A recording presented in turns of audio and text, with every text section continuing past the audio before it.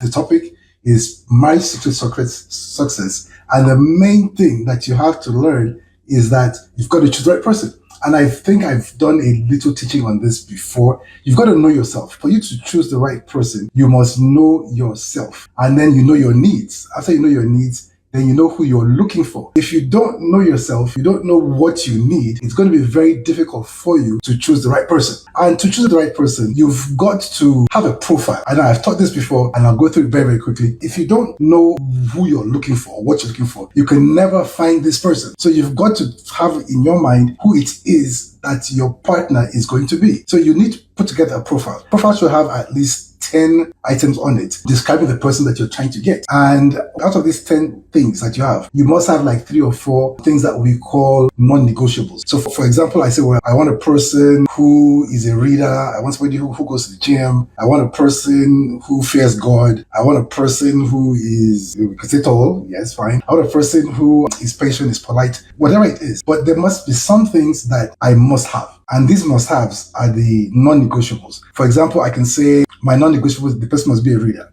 So because I am growing, I want to make sure the person I marry is growing as well. And the only way that you grow is being available to read, to watch a video, to do something. So for example, now if I now find a person who matches everything I want, she's beautiful, she's everything, but she's not a reader. The problem is this, because that's my non-negotiable. If I marry a person that does not have my non-negotiable, I am going to try to make them have that thing or be that thing or be that person. So which means while I'm married to them, I will probably manipulate, I will control, I will do many, many things because I need that thing. But I chose a person ignorantly that doesn't have something I need. It's not a want, it's a need. So when you're dating, when you're choosing the right person, you must know what you're looking for. Then you must know what your non-negotiables are. And because you know what your non-negotiables are, you are able to choose a person that has the things that you need. And marriages work when the person you're with has the things that you need because they can give you what you need. And that's very important. You've got to learn to marry for the right reason. Now, I'll tell you this, don't marry for sex. Many people say, well, I'll marry because, I'll have sex regularly. Don't marry for sex. Don't marry for babies. Some people say, well, I'm 40 years old, I'm 50, I need a baby, I need to get married now. And they want to marry for babies. Then don't marry for finances as well. Because some people say, well, I need money. I want a man that can support me. That's a very big thing out there. A man that can support me. And you're marrying for money. Don't marry to get out of your father's house. Because some people just want to marry because they're home and they want to get out of their father's house. They don't marry now. Don't marry for that. Don't marry for loneliness. Because you're lonely. It's like the solution to loneliness is marriage, but it's not. So don't marry for loneliness. Don't marry because they're your friend. A lot of people say, well, this person was my friend and I married them, but now the marriage is not working. I want us to hear this. There are a lot of people who marry their friends, but it's not working. Because the reason for motivation to get married is not friendship, it's something else. Don't marry because they make you laugh. A lot of people say, well, if they make me laugh, I'll marry them. If you can make me laugh, we'll get along. But making you laugh is not going to sustain your marriage because that's not the purpose of marriage. So at the end of the day, we must know the purpose of marriage. Why is it that we are getting married? God created Adam and he gave him a job right away. So one day God looked at Adam and he came to a conclusion that Adam needs a helper. I want us to understand this. When God looked at Adam and said Adam needs a helper, how well was Adam doing his work? How competent was he at his job? Obviously, if you think about it, he could have been doing great. If Adam was doing that work amazingly well, everything was perfect, God would never come to a conclusion that this man needs a helper. And as soon as Eve is created, God gives Eve to Adam to help him do his work. Now, you marry a man whose vision is in line with yours and is bigger than yours, big enough that you can park your vision inside his vision. So as you help him do his vision, he's actually creating your vision as well. So sometimes I see ladies say, is it all about him? So it's about his vision. So my whole life is to now help another person to create their vision. What happens to my vision and everything like that? But you've got to understand this, that when you choose, you've got to choose a man whose vision is large enough to park your vision inside his vision.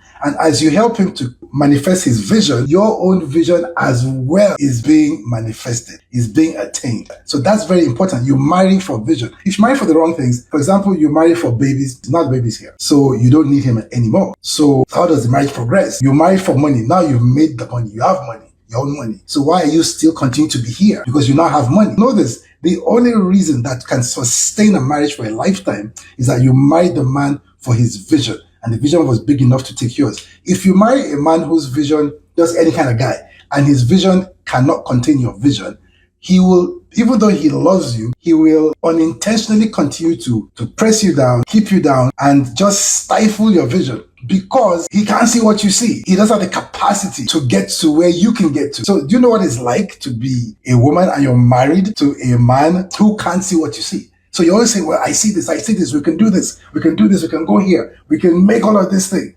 And he can't see it. That's very bad. Same thing for a man. If you marry a woman who doesn't have the capacity to help you, it means that where you should have had two heads and a helper, you now have one head and no helper because this person that you're carrying is more of a liability than a helper. You may achieve something, but you could never achieve all that God created you to achieve. So even for a man, there are some women that they may look beautiful and great at everything, but they can't be your wife because they can't contribute to what you do and to the assignment that God gave you. They just don't have the capacity. And because they don't have the capacity, they can't give it. So no matter how beautiful are the hips and the long hair and the everything, you really shouldn't marry them. Marry a person who can contribute to what you're doing. That is amazing. Okay? So the next thing is recognizing and projecting red flags. Very important. The topic is marriage success secrets. The things that you need to know about marriage that most people don't know. That if you know these things, you're going to be okay. And this is very important. You're going to be fine in your marriage, and your marriage will be successful. Okay. So first thing is this. Red flags are warnings that there's a problem. If you don't see the red flags, you are going to not see the problem. You are going to marry the problem, live with the problem, and then experience the hurt and the pain that comes with problems. So understand this. You've got to see the red flags. You have to respond to the red flags. Red flags have responses that you have to make to them, and you've got to make the right response. If you don't make the right response, it could be trouble. Some red flags you stop, some you run, some you slow down. It depends on what it is. And in fact, I have a teaching on red flags. I have a book on red flags. It's going to be on Amazon in a few weeks' time. Feel free to pre-order by emailing me at piidi19@gmail.com. Okay. If you don't recognize the red flags in front of you, you will marry the problems. Different red flags cause varying levels of hurt and pain. So different red flags cause different levels of hurt and pain. You've got to know which is which, so you know what to do with what. Are we good? For other red flags, you run. Some you park, some you run. I have done an extensive research on it. You've got to have marriage oversight. A lot of people don't realize this, but every marriage needs to have oversight, which means that before you get married, both of you look for someone that you respect, a person that's wise, that you both now appoint to have oversight over your marriage, which means that when you have problems in your marriage, you don't take your problems to your siblings, parents, you take your problems to the person that you've assigned oversight over the marriage. And this person will say something. Both of you must agree that whatever this person, however he judges the situation, you've got to both agree and carry it out. Now, the problem is this. If you take problems to your siblings or your parents, they are going to hear it. They'll be offended by it as you are offended. But at the end of the day, you go back home to your spouse. When you get to your spouse, you're living in the same house, you're in the same bed. At the end of the day, you guys resolve it. And that's fine. But guess what? Nobody goes back to your parents, to your siblings to resolve it. So you guys have resolved. Siblings are still offended. Parents are offended. Then maybe 2 weeks later, there's another offense and your spouse offends you, you take it back again and they get offended again. But what is happening here is that they were offended from the first one. Now they've added 2. So it's offense times 2. And after you've said everything, you go back home and then you make up with your spouse. Parents and siblings still upset. Then maybe in a week again, there's a little offense and you go back and you tell your parents, you tell your siblings, they get upset, they add it to what they had. So it is offense times 3. Now, if you do this 5 times, 6 times, what happens is that your siblings and your parents get to a point where they are really offended by your spouse. And any advice they'll give you will be bad advice because they're advising from a place of offense. But the truth is that you've always been going back and you've been settling the issues with your spouse. So you guys aren't really bad. So any small thing your spouse does and you tell them, they're going to tell you, this guy's a terrible guy, you need to leave him, or that woman, she's terrible, you guys need to break up, you guys need to be separated because the way he's behaving, she's behaving, this is really, really bad. because they've counted all the offenses. And if this lasts long enough, your parents and your siblings will push you and influence you till you have a break. Your marriage will break for something that is not necessary. But the only reason was because you kept going back to tell them about the problems. That's why you must have somebody that has oversight that you speak to, who will come and talk to both of you and settle issues, but it's not your parents. Now, that's important. I mean, of course, if it gets to a point where it's really looking bad and this marriage is about to break, of course, tell your parents at that point in time. But you don't start off by telling them everything all the time. You just have to have a person that has accountability. I hope we're getting this. Now, the next point is every marriage, every couple should have accountability partners. Yes, responsible people who are like your age, in the same social circles that you are vulnerable with, you're open with, they know what's going on with you, and they are able to advise you as well. This is important. If you have a spouse whose all their friends are bad, they're just bad, but your spouse is the only good one amongst all these bad people. I apologize, but I must tell you that if all their friends are bad, they must be doing the things that their friends are doing as well. And that's just the truth. You simply don't know it yet. So if you have a spouse right now or someone that you're looking to marry and all their friends are bad, you need to start thinking twice, because I guarantee you that they're doing the same thing as their friends. Because for them to be friends, they must have common interests, common conversations. Like when they gather together and they're talking, what are they talking about? Now, if he's or she is the only good person and they're all bad, it means he or she must be contributing to the conversation. And, it's common interests, common communication, common conversations. They can't be like that angel amongst all the devils there. So be very careful. Make sure that your partner or your spouse, they've got responsible friends. If they're married friends, friends that have the capacity to give good advice, where they're living a nice, good life, upwardly mobile and everything.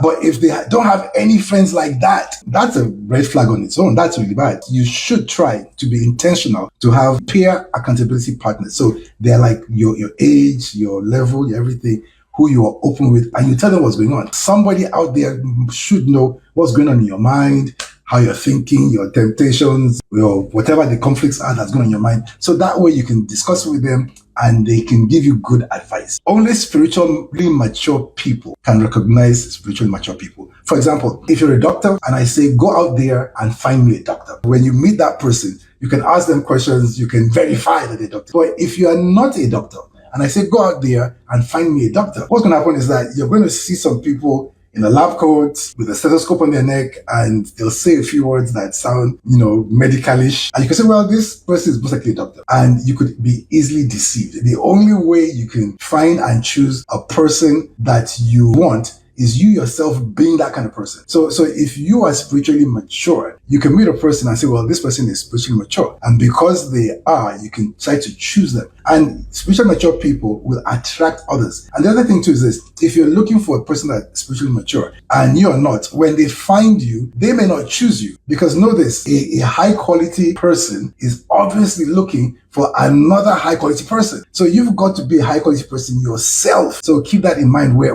in marriage, continue to improve yourself. Make sure that you're a high quality person, you're spiritually mature, and then you're going to attract that kind of person and you're going to keep that kind of person. And I'll tell you this, why are we saying spiritually mature? A spiritually mature person is loving. They are consistently loving, patient, they're consistently kind, consistently gentle, they're consistently compassionate, considerate.